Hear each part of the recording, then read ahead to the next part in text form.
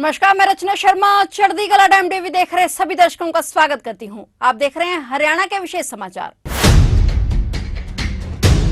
मुख्यमंत्री मनोहर लाल ने कहा कि पशुओं की देखभाल हेतु प्रदेश में 6 पॉलीक्लिनिक बनाए जाएंगे। चरखी दादरी में भी एक पॉलीक्लिनिक बनाया जाएगा। वर्तमान में 7 पॉलीक्लिनिक कार्यरत हैं। इसके अलावा प्रदेश में गोवंश की देखभाल के लिए गौ सेवा आयोग के बजट में 10 गुना बढ़ोतरी करके 400 करोड़ रुपए कर दिया गया है। मुख्यमंत्री मनोहर लाल चरखी दादरी में 39वीं हरियाणा पशुधन प्रदर्शनी 2023 के समापन अवसर पर बतौर मुख्य अतिथि शिरकत करने पहुंचे थे। इससे पहले मुख्यमंत्री ने पशुधन प्रदर्शनी का अवलोकन भी किया। अपने संबोधन में सीएम मनोहर लाल ने कहा कि मुख्यमंत्री अंत्योदय परिवार उत्थान योजना के तहत जिन परिवारों की आय 1 लाख रुपए से कम है, उनकी आमदनी बढ़ाने के लिए सरकार द्वारा प्रयास किए जा रहे हैं। इस योजना के अंतर्गत अधिकतर परिवार पशुपालन के काम में आगे आ रहे हैं, जिनकी सहायता के लिए बैंकों के माध्यम से इन परिवारों को ऋण दिलवाया जा रहा है। इस साल 2 लाख परिवारों की आमदनी बढ़ाने का लक्ष्य रखा गया है।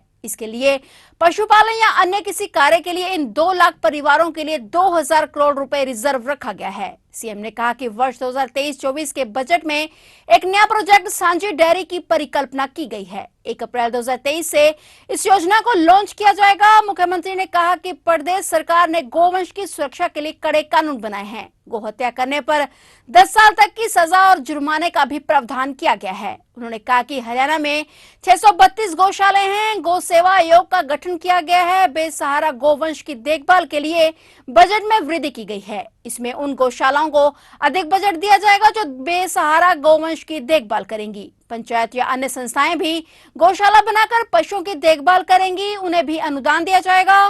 वहीं सीएम ने पशुओं के प्रति अपनी हमदर्दी दिखाते हुए कहा कि पशुधन को केवल पशुधन न कहें, क्योंकि यह किसानों व पशुपालकों के साथी होते हैं, परिवार के सदस्य होते हैं। हमारे यहाँ पशुओं की पूजा होती है। गाय को तो माता का स्थान दिया गया है। वहीं उन्होंने प्रदर्शनी में आए किसानों व पशुपालकों से आह्वान किया कि वे पारंपरिक खेती के अलावा मधुमक्खी पालन, मत्स्य पालन, फूलों की खेती, फूड प्रोसेसिंग के लघु उद्योग लगाने जैसे अन्य व्यवसायिक गतिविधियों को अपनाएं। यदि किसी को कोई कठिनाई आती है तो उसे दूर करने के लिए सरकार सदैव आपके साथ खड़ी है। ये बहुत ही एक सुंदर अवसर है कि हरियाणा में जो पशु मेले हमने शुरू किए या जो पशुधन की प्रदर्शनी लगाने का क्रम पिछले कई वर्षों से चल रहा है, ये 39वीं राज्य पशुधन प्रदर्शनी है।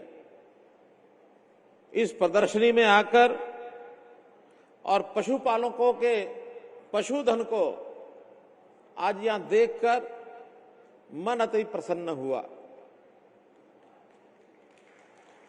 क्योंकि मैं एक और बात मानता हूं, जैसा मैंने कहा ये पशुधन, इसको केवल पशुधन न कहें, बल्कि ये सब हमारे किसानों के साथी हैं, हमारे परिवार के सदस्य हैं। पशु किसान का अपना सदस्य होता है, साथी होता है, तभी वो यहां करके मेले करता है।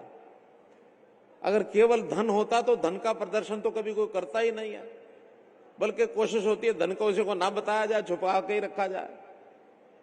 लेकिन ये हमारे परिवार के सदस्य हैं, एक से एक बढ़िया सदस्य।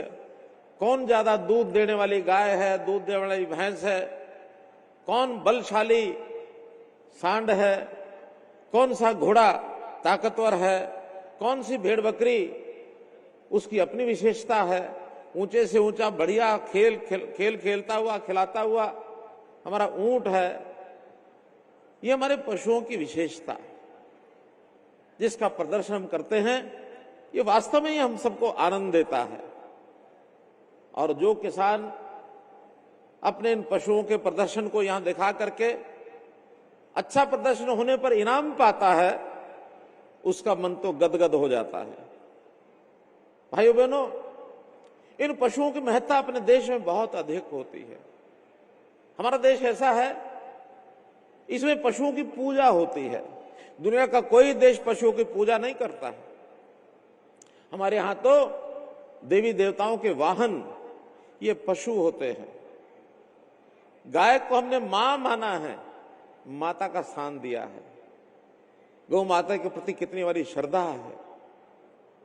ये गौ हमारी आजीविका का साधन तो होता ही है, लेकिन इसके जो और उपयोग हैं, गौ को पवित्र मान करके घर में रखना, इसको पुण्य का काम माना गया है। अब ये ठीक है, एक समय ऐसा आ गया जब गौओं को भी हमने आर्थिक रूप से उपयोगी है कि नहीं है ये मानना शुरू कर दिया। पहले गाय के बैल होते थे, खेती में काम आते थे, लेकिन जब से ये ट्रैक्टर आ गए, मशीनें आ गई, हमने बैलों को छोड़ दिया और ये मान लिया अब गौ शायद हमारे काम की नहीं रही। ऐसा मन का विचार जो बन गया, ये कोई अच्छा विचार नहीं है। तब भी हमें अपने गौ पालन के काम को ये जारी रखना चाहिए। अधिक से अधिक गाय बढ़िया से बढ़िया गाय, उसकी सेवा का भाव ये मन में रहना चाहिए। परिवारों में हम बड़ी हमारी बुजुर्ग माताएं, नानी दादी, हमने देखा होगा खाना खाने से पहले गौ ग्रास निकालती हैं, गाय की रोटी निकालती हैं पहले। आखिर गाय की रोटी निकालने का मतलब कोई ना कोई, जैसे अपने बच्चे को रोटी खिलाती है, गाय को रोटी खिलाती है, इसका मतलब उसका कहीं ना कहीं प्रेम प्यार है, जागता है। तो इस प्रकार से हमें केवल इसको पशुधन नहीं समझना चाहिए, बल्कि इसके प्रति हमारी श्रद्धा का भाव ये होना चाहिए। गौ का पंचामृत, चाहे गाय का दूध हो, घी हो, दही हो, गोमूत्र हो, गोबर हो, हर एक चीज का उपयोग है। वो मेरे खाद के लिए भी काम आएगा। ऐसी देसी गाय जो A2 दूध देती है, उसका जब ब्रांडिंग की प्रचलन किया तो उसकी मांग बहुत बढ़ गई। कहते हैं A2 का दूध अगर पिएंगे आंखों की रोशनी बढ़ेगी, कैंसर खत्म हो जाएगा, शरीर की 100 बीमारियां ठीक होती हैं, औषधि का काम करता है दूध। गोमूत्र से कितनी दवाइयां बनती हैं।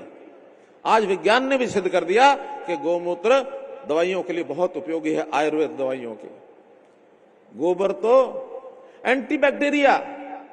आखिर गोबर से हम अपने घर के चौके लीपते थे, दीवारें लीपते थे। क्यों लीपते थे? इसलिए कि मच्छर मक्खी नहीं आएगा। आजकल तो गमले बनने लगे, बर्तन बनने लगे, बहुत तरह की यानी पेस्ट बनने लग गई, पेंट बनने लग गए। गोमूत्र के माध्यम से बहुत चीजें, हमारे पंचकुला के अंदर एक अनुसंधान केंद्र खोला गया है पशुपालन का, उन्होंने ये सारा प्रयोग उसमें करना शुरू किया है। तो मेरा तो यही कहना है कि ऐसे अवसरों पर हमको अपने गौवंश को ठीक से संभालना है, हमको अपने गौवंश को ठीक से संभालना है। आज गौवंश कम होता जा रहा है, इसकी सुरक्षा के लिए सरकार ने भी कानून बनाया है। गोरक्षा को गौसंवर्धन के नाते एक्ट बनाकर जो गौ हत्या करेगा उसके खिलाफ कार्रवाई 10 साल तक की सजा, ये हमने कानून बनाया है। ये कानून बनाया, लाखों रुपए जुर्माना करने का प्रावधान बनाया। अब गौ पालन के नाते से घरों में गौ पालनी थोड़ी कम हुई तो गौशालाओं का हमारे समाज में बड़ा प्रचलन है। हरियाणा में 632 गौशालाएं हैं इस समय, और उन गौशालाओं के संभाल के लिए हमने गौ सेवा आयोग बनाया हुआ है। शरण गर्ग जी इनको अध्यक्ष बनाया हुआ, उसका पूरी टीम है, सब जिलों में टीम है। एक बात ध्यान में आई कि बहुत से गौवंश की, चाहे वो बछड़े हैं चाहे वो गौएं हैं, उनको लोग छोड़ देते हैं, दूध नहीं देती तो छोड़ करके सड़कों पर जब आते हैं, बेसहारा गौवंश एक्सीडेंट करते हैं, पनिया खाते हैं। बड़ी कई बार दुविधा मन में होती थी कि इसका कैसे हल निकाला जाए। इस बार हमने बैठे टीम के रूप में बैठ करके विचार किया कि जो बेसहारा गौवंश सड़कों वाला है, इसको सबको गौशालाओं में लाएंगे, और जो 40 करोड़ रुपया बजट हमारा पिछले साल था, इस बार 40 का 80 नहीं, 120 नहीं, 160 नहीं, 400 करोड़ रुपया बजट हमने तय किया। और इसमें गौशालाओं को उन्हीं को ज्यादा देंगे जो बेसहारा गौवंश को पकड़ने का काम हमारी नगर पालिकाएं, हमारे ग्राम विकास, पंचायती राज संस्थाएं वो करेंगी, लेकिन उसकी सेवा करने का काम जो गौशालाएं अपने जिम्मे लेंगे, या कुछ नई संस्थाएं पंचायती अगर उनको जगह चाहिए वो जगह भी उनको देंगे ताकि गौशालाएं बनाएं, और भरपूर अनुदान उनको देंगे ताकि उनके चारे का खर्च ये सब उनको दिया जा सके। तो ये थे हरियाणा के विशेष समाचार, और नए समाचारों के साथ फिर से हाजिर होंगे। तब तक के लिए देखते रहिए चढ़ती कला टाइम टीवी।